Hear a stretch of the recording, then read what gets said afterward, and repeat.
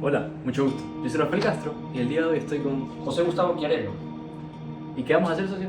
Vamos a hablar del santo más importante de todos los tiempos, San Agustín. ¿Te parece a ti el más importante? Para mí sí. A mí me parece uno de los padres fundadores de la iglesia. Me parece una persona súper importante, ya que fue uno de los que fundó la fe vista de forma racional. ¿Te parece correcto afirmar que fue uno de los pensadores que instalaron el pensamiento filosófico, el pensamiento netamente filosófico en el cristianismo? Totalmente de acuerdo contigo, amigo Rafael. Y por eso el día de hoy vamos a indagar acerca de este tema tan interesante.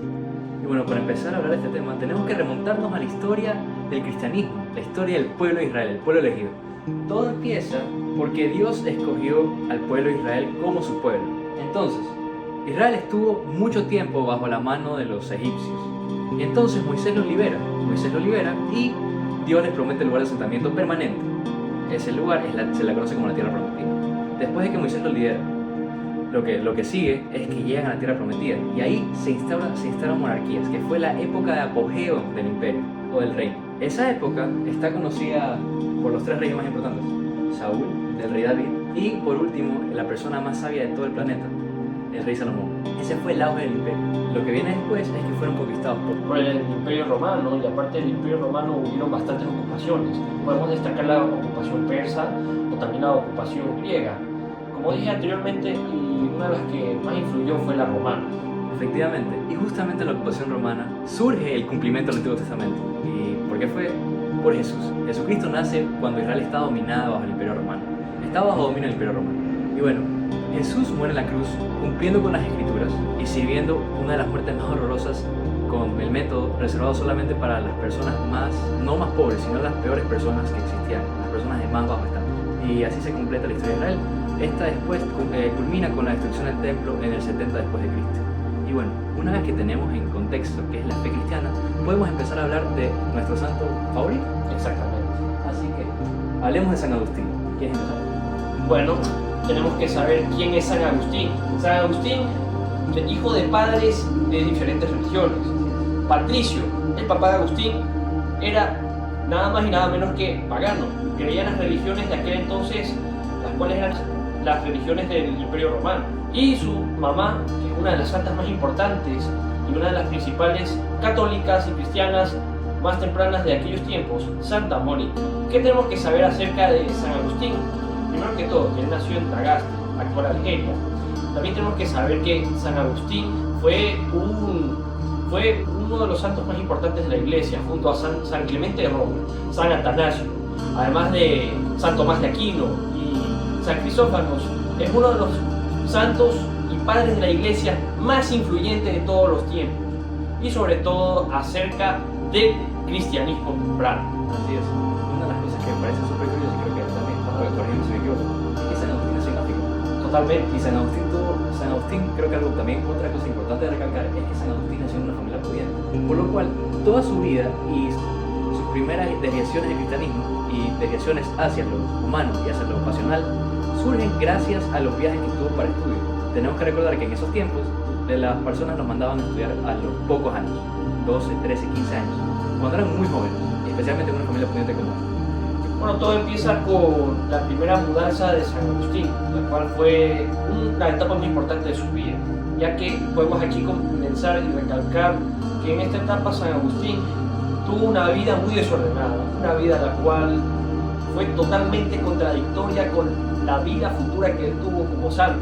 Bueno, Rafael, tú sabes muy bien que San Agustín durante ese tiempo estuvo en una relación amorosa con supuestamente una mujer la cual era prostituta y tuvo un hijo el cual era Deodato, y fue una etapa la cual remarcó bastante a San Agustín. Lo interesante de todo esto es que creo que San Agustín hizo un acto muy heroico en escribir las Confesiones, en donde cuenta, es la primera autobiografía de la historia considerada, y es donde cuenta todo el mal que hizo, cuando generalmente una persona se enaltece.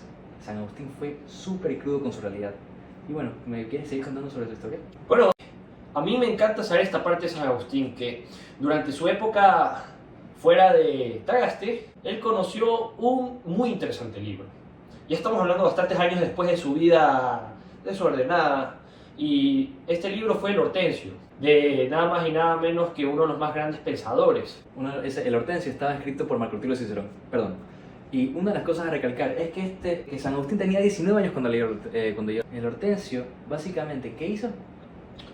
Vamos a destacar que el Hortensio fue un libro el cual, de cierta manera, habló acerca de un tema muy interesante, el cual sería la raíz para que San Agustín llegara al cristianismo, hallar la verdad. Así es. En ese libro, gracias a ese libro, San Agustín trató de dejar las pasiones, los deseos carnales y trató de enfocarse en buscar la verdad.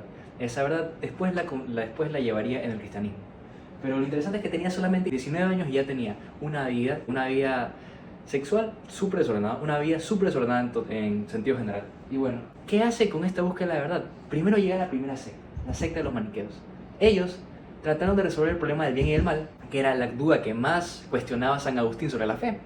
Lo tratan de describir como un dualismo entre una guerra eterna entre el bien, que es Dios, y el mal, que son las fuerzas de las tinieblas, en este caso representadas por el diablo.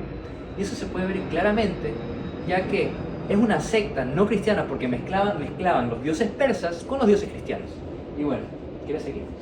Bueno, claro, durante el camino de San Agustín en el maniqueísmo, su duda no fue saciada, seguía con la misma duda y por ende San Agustín decidió cambiar de secta. En este caso, decidió leer Anedes de Plotinio y en esta obra tan interesante habla acerca de la verdad de una manera más clara, la cual permite a San Agustín prepararse para el siguiente capítulo que sería el cristianismo. Aquí con Plotinio llega a la conclusión de que el mal en sí no es hacer algo malo, sino no elegir la mejor opción o decisión. También podemos decir que el mal es la falta de bien. Y efectivamente esto sucede porque Plotino era un pensador neoplatónico, lo que define al mal como la ausencia de bien, en este caso el mal como la ausencia de Dios. Pero debemos recordar que todo es bueno porque todo es creado por Dios, en su naturaleza es bueno. Y después, una vez que se asienta en Milán, conoce o va a las charlas de San Ambrosio, el obispo de esa ciudad. Ahí comienza a indagar más en la fe, pero su momento en el que torna su vida fue en el patio de su casa en el 386, cuando una voz, la cual supongo que será del mismo Dios, una voz como de un niño, le dice: esto lee significa toma y lee. Y entonces abre su Biblia y justamente tiene la carta de los Romanos de San Pablo. Esta carta dice así, y la vamos a leer textualmente, dice: nada de comilonas y borracheras, nada de lujurias y desenfrenos, nada de rivalidades y envidias, revestidos más bien del Señor Jesucristo y no os preocupéis de la carne para satisfacer sus concupiscencias. Ahí, por fin, torna su vida espiritual y termina confirmándolo cuando en el Sábado Santo se bautiza. Bueno, sí, después de su bautizo, San Agustín estuvo durante más años en Milán junto a la presencia de San Ambrosio. Durante ese tiempo, San Ambrosio y demás santos influyeron bastante en la vida de San Agustín. Inicialmente él no quería ser sacerdote, pero debido a caminos de la vida, por el ejemplo de Simplicio y Ponticio, el cual habla acerca yo bien creo que es acerca del Viejo Testamento, ¿verdad? De hecho, está hablando de las conversiones de dos personas. El último que mencionaste habla de la conversión del monje, habla de la vida del monje del desierto, exactamente. Y estas obras tan influyentes permitieron aclarar la visión de San Agustín y por ende él decidió por fin convertirse en obispo, inicialmente del Magreb, del norte de África. Y durante esos años ejerció como nada más y nada menos que obispo del pequeño pueblo de Hipona, hoy en día Annaba, en Argelia. Así es. Ahí escribió su obra más importante, su obra magna, la cual es nada más y nada menos que Ciudad de Dios. Sí, Civita Dei, exactamente. Un tomo de más de 1000 páginas, una obra extremadamente extensa, la cual explica que las acusaciones hechas por los romanos son falsas, que las acusaciones hechas por los romanos de que el imperio cayó después del saqueo de Roma, que el imperio cayó debido a los cristianos, son falsas, sino que cayó por sus mismas creencias y por su moralidad corrupta. ¿Quieres decir algo más para concluir? Bueno, podemos decir en conclusión que San Agustín fue uno de los pilares hegemónicos del cristianismo temprano. Principalmente fue base para grandes santos como Santo Tomás de Aquino, y gracias a él pudimos hacer que el cristianismo no se deje corromper por las calumnias hechas por el Imperio Romano, los cuales decían que el cristianismo fue la principal razón de que el Imperio Romano se haya desmoronado y que por ende los bárbaros hayan invadido Roma, ya han sacado eso, y etcétera. Podemos decir que San Agustín es uno de los padres de la filosofía medieval. Así es, y hablando de la filosofía medieval, Etienne Gibson concluye que la filosofía medieval en realidad existió, porque generalmente en la época medieval se usaba como un término despectivo para decir que no existía. Y a lo que viene esto es, teología y filosofía efectivamente comparten los mismos temas en esos tiempos. La diferencia está en el espíritu con el que se la ve.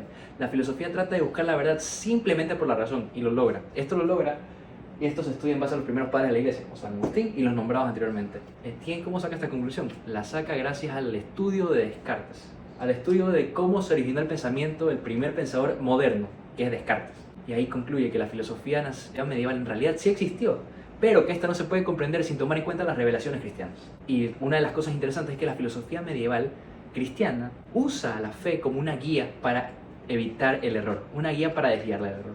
Y bueno, creo que algo más que decir. Bueno, Rafael, creo que eso sería todo acerca de San Agustín. Una gran charla. Hemos aprendido muchas cosas nuevas el día de hoy. Y nada, eso es todo. Muchas gracias.